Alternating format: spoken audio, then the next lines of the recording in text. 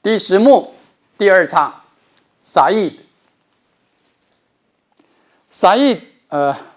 跟 Fanon、Homi Bhabha 或 Spivak 这几个大将们，他们都有一个共同的特色，也就是都是在殖民地出生，可是都到宗主国，就是他的这个殖民者的一个国家受高等教育。那沙溢就是在巴勒斯坦诞生，在基督家庭诞生，然后出生之后，他因为爸爸也有这样的一个西方的连结，就送他到美国读书。他在Stanford 读了学士，在哈佛读了硕士博士，然后毕业后也在很多的美国名校教比较文学，教后殖民理论。那所以沙溢事实上也是跟其他的这个后殖民论者都是他的认同是两端，我有我的来自于我的殖民地的认同，但我有对我宗主国的白人的教育文化的认同。那这个认同一直给他们一个拉扯，他也不属于宗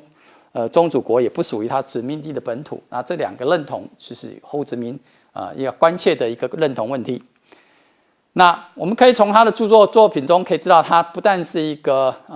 大将，而且他的论述是除了火力很强之外，他也有一定的数量。那从60年到20年，他有一系列的康德语小说的自传小说、东方主义、世界文本与评论家、音乐的阐发、文化与帝国主义、知识分子论及流亡的醒思。从这些作品，你就知道他所关切的都是一个知识分子在一个全球化的一个殖民样态中，如何建构自己的一个发声的位置，然后去批判这个西方建构的一个东方主义的论述跟文化帝国这样的一个霸权。沙溢最著名的当然就是他建构的东方主义的论述，那这是一个非常有力的批判。那这个批判来自于福柯，我们学过权力的建构来自于论述。那刚才我们介绍了主体跟认同之间关系，事实上我是谁永远是要牵扯到你在社会上建构了什么样的主体，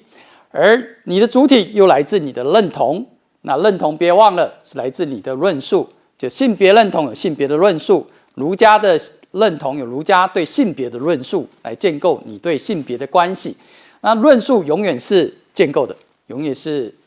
这个执政者、掌权者的一个建构。所以从论述才能理解你的认同，从认同才理解你的主体，从主体才知道你是谁。那这样的一个连接的关系，在沙溢就很清楚的探讨出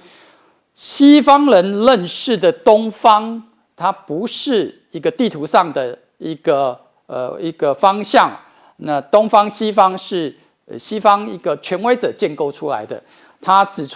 溢指出，东方西方事实上是借由一个很特殊有颜色的眼镜的观察，建构出东方作为一个西方论述的产物。那具体来说，是在18世纪，尤其在18世纪末跟19世纪初，沙溢有提到这段时间所谓的东方论述，是东方主义作为一种论述最为兴起，因为殖民那时候开始流行了。那西方人逐渐的到东方，然后很多的看到的东西，然后开始建构很多对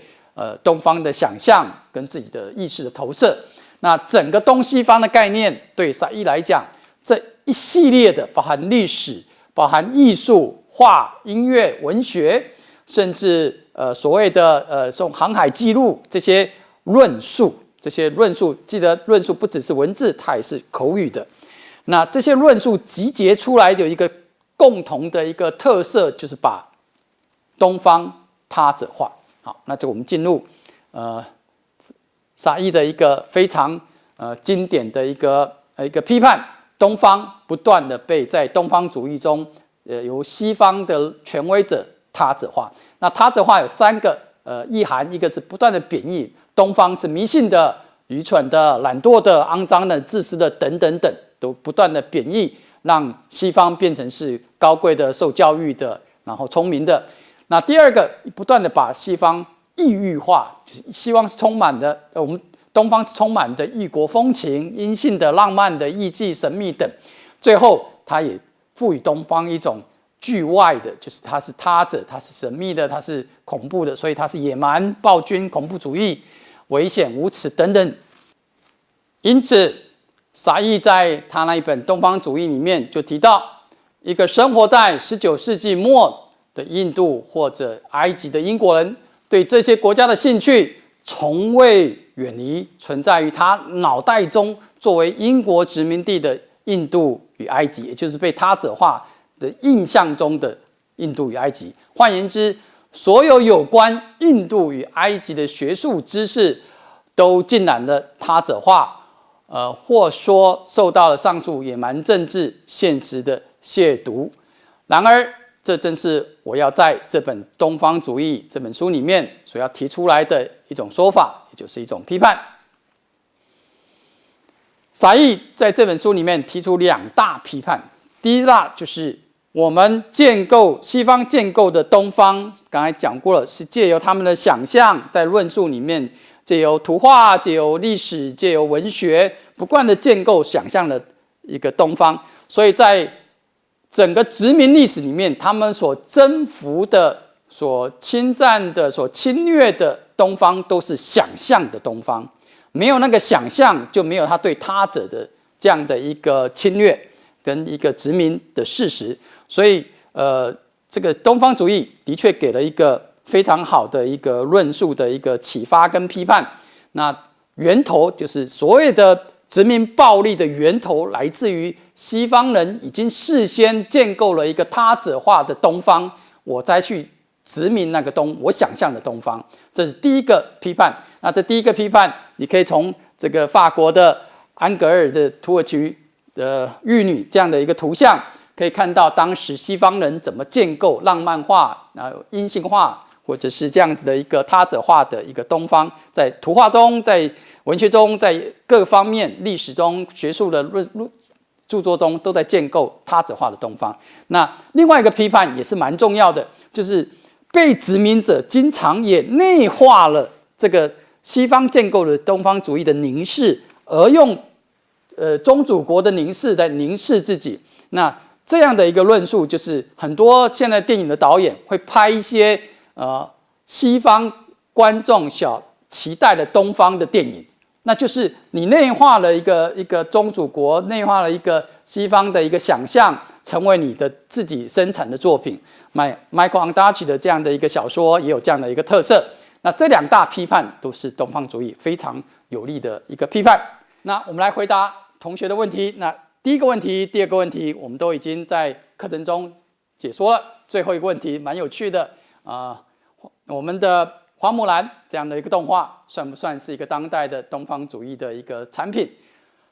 答案是是的，因为这个迪士尼在建构它的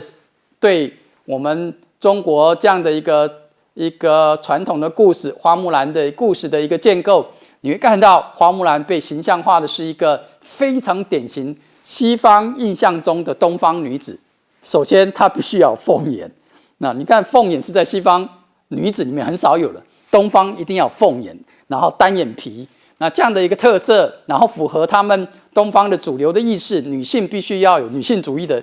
girls power 这样的一个我可以代父从军这样的主流的意识。那你会看到